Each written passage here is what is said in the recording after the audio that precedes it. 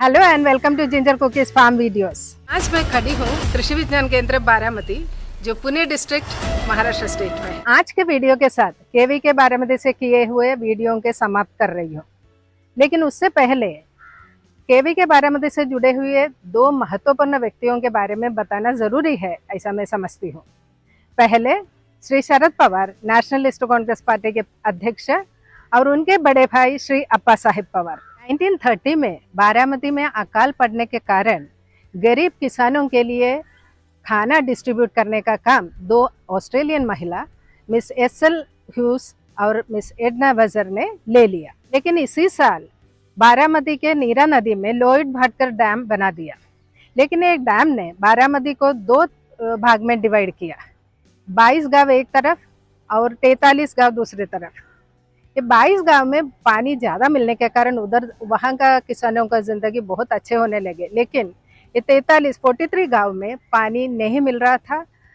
इनका मुश्किलें ज़्यादा बढ़ने लगी।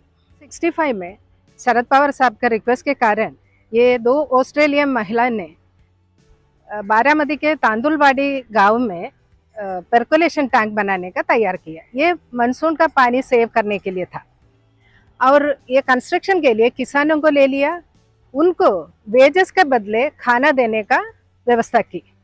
इसे फूड फॉर वर्क भी कहते हैं। 1965 में शुरू हुआ ये काम 1967 तक कंटिन्यू किया और अंत में 80 टैंक पर्कुलेशन टैंक्स बना दिया। लेकिन ये प्रोजेक्ट भी धीरे धीरे फेल होने लगा। इसके करेक्शन के लिए पवार साहब ने एग्रीकल्चरल डेवलपमेंट ट्रस्ट स्थापना की 1971 में।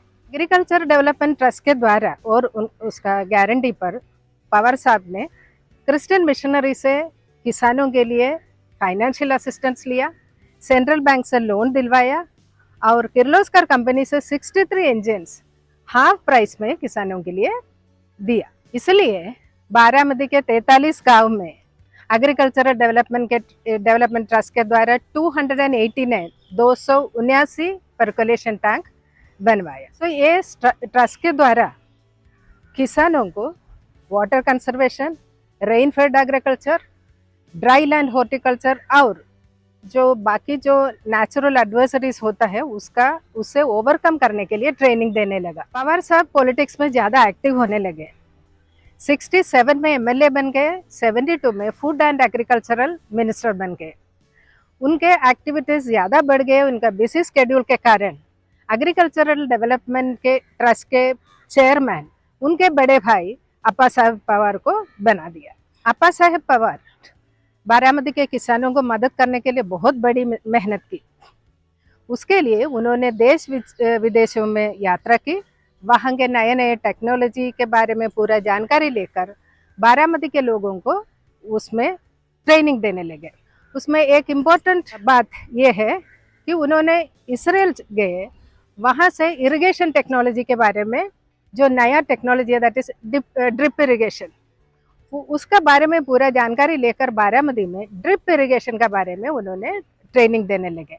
और इसलिए महाराष्ट्र में या शायद इंडिया में ड्रिप इरिगेशन टेक्नोलॉजी पहली बार अप्पा साहेब पवार ने लाए।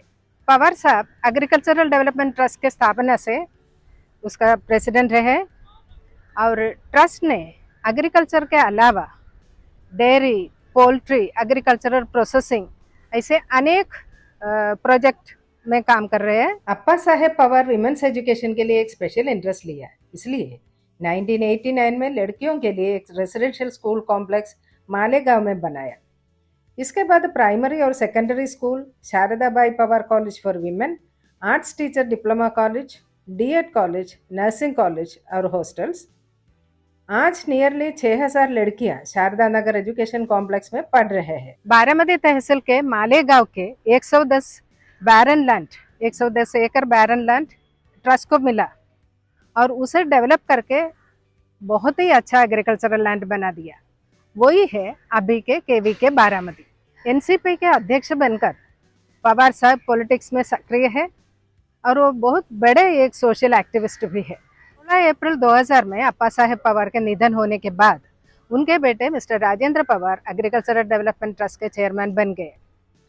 उनके मिसेस सुनंदा पवार के साथ ट्रस्ट के काम बहुत तेजी से आगे लेकर जा रहे हैं। उन्हें मदद करने के लिए और सपोर्ट करने के लिए उनके बेटे मिस्टर रोहित पवार भी शामिल है।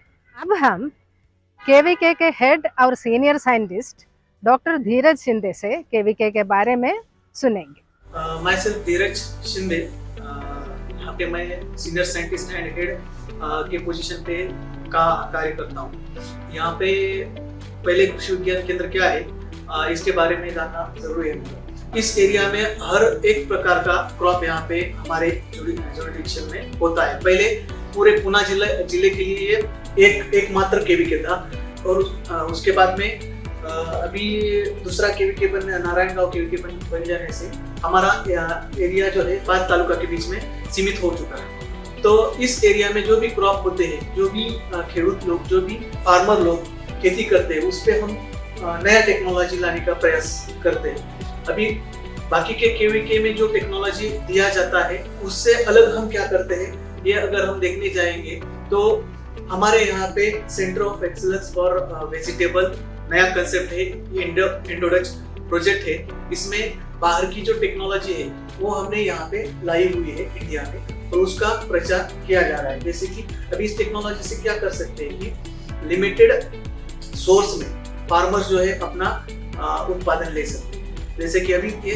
स्पेशल वेजिटेबल के लिए, वैसा ही दूसरा एक सेंटर है, centre of excellence for dairy, जिसमें जो अपना भारतीय गोवंश है उसको हम बढ़ाने का प्रयास कर रहे हैं। वो एक टेक्नोलॉजी हमने यहाँ पे फार्मर्स के लिए अवेलेबल किया है। उसके बाद में फिशरी यूनिट हमारे पास है।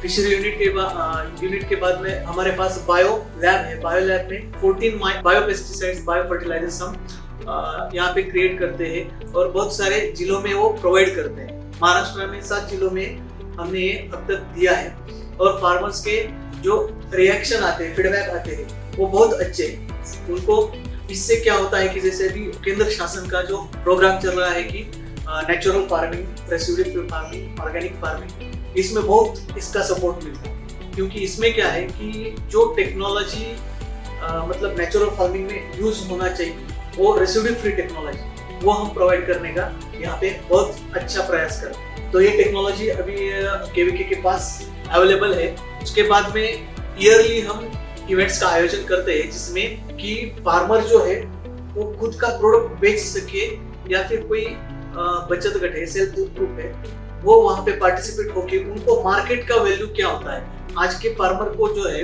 मार्केट पे डिपेंड अपना क्रॉप ग्रो करना चाहिए। सपोज आप कोई क्रॉप ग्रो करते हुए और उसको मार्केट में वैल्यू ही नहीं है तो उसमें क्या हो जाता है कि फार्मर को बहुत बड़ा लॉस होता है। तो इसलिए हम क्या करते हैं कि थ्रू आउट द ईयर जब कभी भी हमको चांस मिलता है उस टाइम पे हम फार्मर को मार्केट इंट्रोड्यूस करने के लिए स्पेशल प्रोग्राम, स्पेशल ट्रेनिंग भी रखते हैं। जैसे मैंने अभी कहा कि 4 इवेंट हम रखते हैं। जैसे पहला है बिगर इवेंट, दैट इज कृषक। कृषक में क्या होता है कि अभी ये कृषक एक एग्री एक्सपो है, it is different than other agri expos. इसमें क्या होता है कि हम यहाँ पे लाइव डेमोन्स्ट्रेशंस रखते हैं एंड साथ में ही AC and non AC stall दोनों रहते हैं।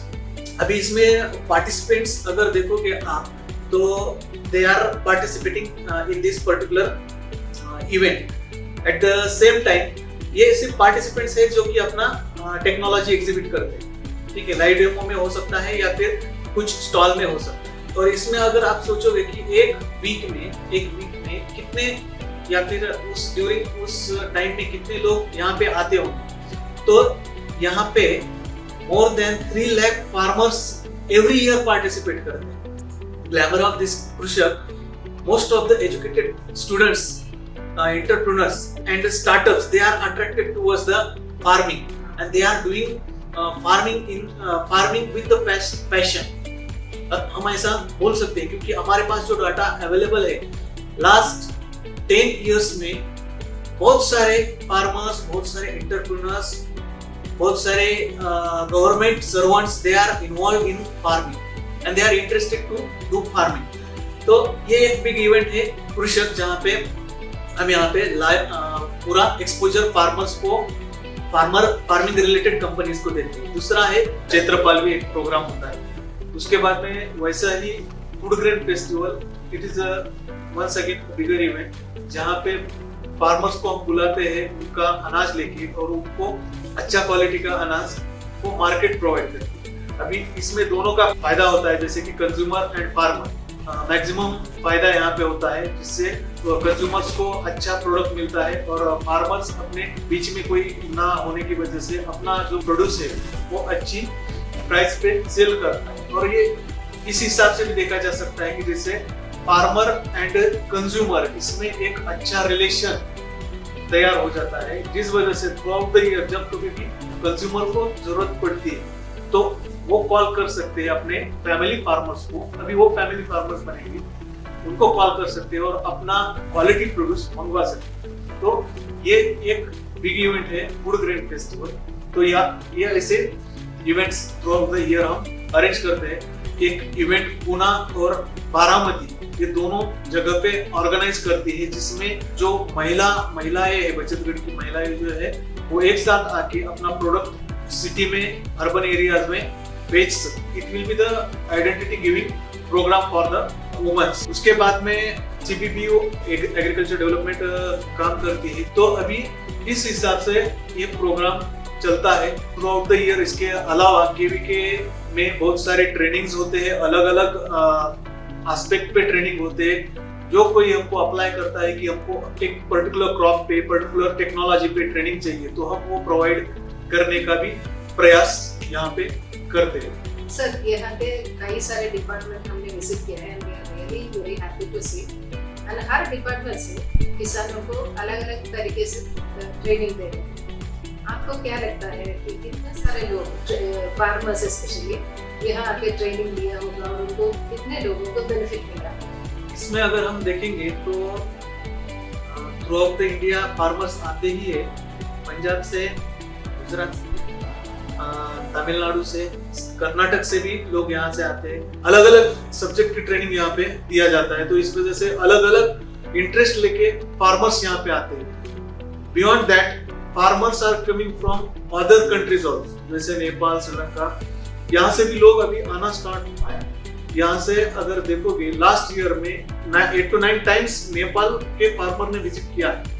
तो अगर हम क्वांटिटी में देखा जाएगा तो through out the year 6 lakh farmers यहाँ पे विजिट करते हैं through out the year. And उसके आगे अगर हम देखेंगे कि हम कितने फार्मर्स के साथ एसोसिएट हैं अब तक, तो more than 20 to 25 lakhs of farmers we are associated, means directly उनका हमारे साथ कांटेक्ट लास्ट 32 इयर्स में होता रहा है। Sir, thank you very much for giving us an opportunity to take your interview.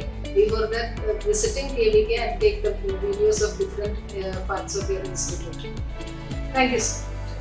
Video के थ्रू KVK बारामती के सब स्टाफ, सब सब्जेक्ट स्पेशलिस्ट को मैं धन्यवाद करती हूँ।